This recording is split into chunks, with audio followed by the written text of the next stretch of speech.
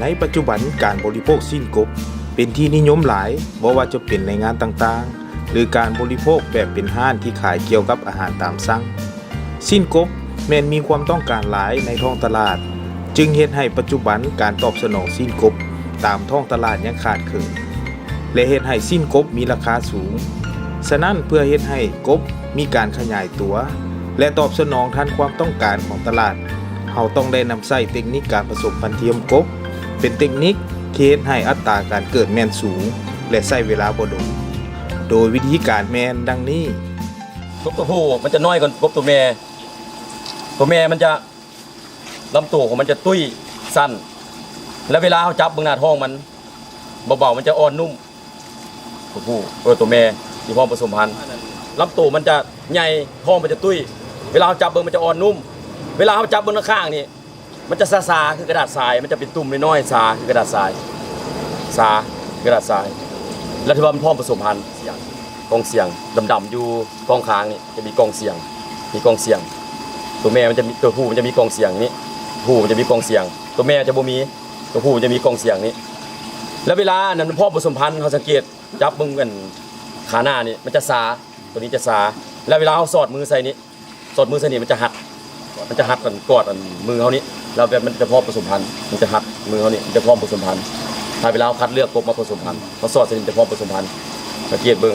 กองเสียงกับในนี้เขาคัดเลือกพลอยพันธุ์มาแล้วเขาก็เอากบพลอยพันธุ์ที่เขาคัดเลือกตัวที่พร้อมผสมพันธุ์นั้น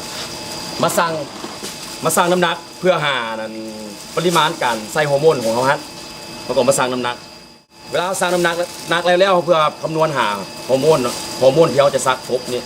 ทางนี้มันขึ้นน้ำความพร้อมของกบว่ามันพร้อมสำใดท่าว่าความพร้อมของมันของกบนี่มันพร้อมหลายเขาวางอยู่ประมาณ15 ไมโครหรือว่า0 จุดอันนั้น15หรือ 0.15 ซีซี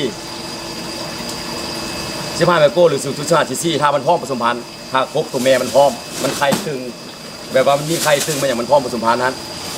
ถ้าว่ามันบ่พร้อมเขาจะวางอยู่ประมาณ20มันบ่พร้อมปานใดนะบ่พร้อมปานใดเขาจะวางอยู่ประมาณ20 ไมโคร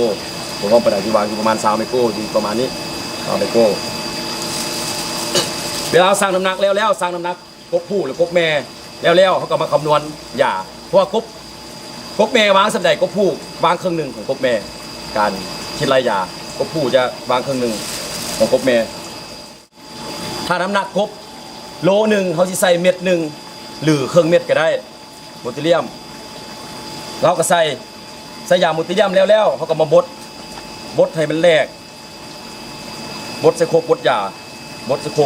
นี่ให้มันแหลกหรือว่าแหลกละเอียดดีหรือว่าเขาบดไปแล้วเขาสังเกตบ้างว่ามันแหลกละเอียดดีแล้วยาสมมุติว่ายานั่นซินแฟกนี่เขาใส่อยู่ประมาณ20 ไมโครละน้ำกันที่เขาจะใส่ใน1 กิโลนี่เขาจะใส่อยู่ประมาณ80น้ำกันอยู่80ยาอยู่ประมาณ20แล้วมันจะได้บอกกันแล้วจะได้1 ซีซีเพราะว่าโลนึงเขาจะซักอยู่1 ซีซียาที่เขาเจือจางผสมเรียบร้อยแล้วโลนึงจะซัก1 ซีซีถ้าว่าเขาอันนั้นใส่ยาอยู่ประมาณ20แล้วเขาก็ใส่น้ำกันอยู่ประมาณ80แล้วก็เขามาใส่มาผสมนี่แต่โมติเลียมกับเม็ด1หรือครึ่งเม็ดโมติเลียมเขาใส่ตามน้ำหนัก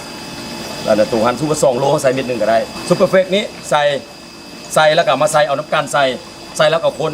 ให้เข้ากันดีแล้วเขาก็เยี่ยงปากโขกเพื่อให้ตัวยาโมติเลียมมันตกตะกอนหรือว่านอนลงพื้นฮะถูกที่ยาเราก็มาดูดเอาน้ำใส่นี่เวลาเขาจะซักกบหรือปลาแต่ละทุกครั้งเขาต้องซักตามน้ำหนักตัวเขาจะสั่งผู้ดีกบแม่นี่ได้ผู้ดีได้ครึ่งโลเขาจะซักอยู่ 0.5 ซีซีนี่ครึ่งโล 0.5 ซีซีหรือว่าเขาใส่เข็มนี่เลยแม่น50 ไมโครนี่เราใส่เข็มนี้แล้วเป็น 0.5 เท่ากันนั่นนี่50 ไมโครกับ 0.5 ซีซีเท่ากันปริมาณของยากับนี่มันเท่ากันมันต่างจากหัวหน่วยซื้อเท่ากันจุดซักอันนั้นยาเขาจะซักอยู่ก้ามซีนกกขาก้ามซีนขานี่จะซักก้ามซีนขานี่เขาจะซักให้เข็มเข้าครึ่งหนึ่งแล้วค่อยฉีดยาใส่แล้วเขาได้ 0.5 ซีซีแล้วเขาก็มาเนียงบอลอัน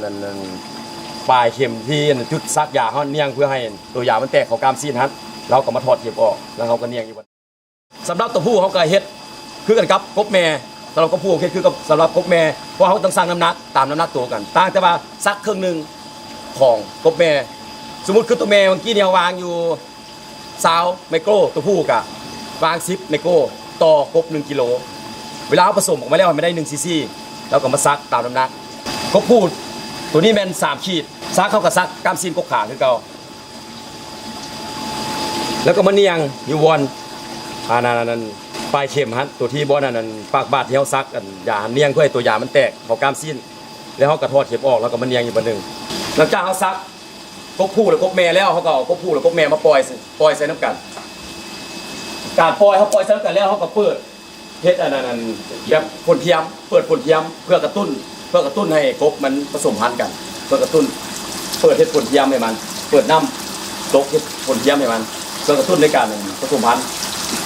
ซักยาแล้วประมาณ 4-6 ชั่วโมงกบมันจะโค้งกัน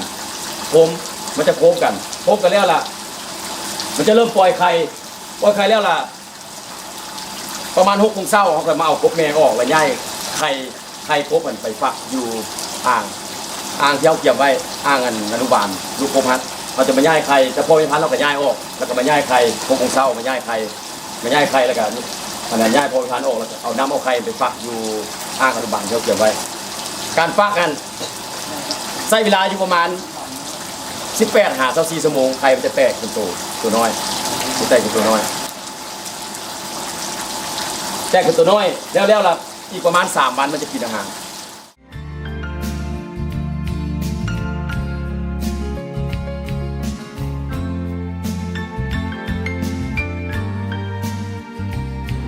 ข้อควรระวัง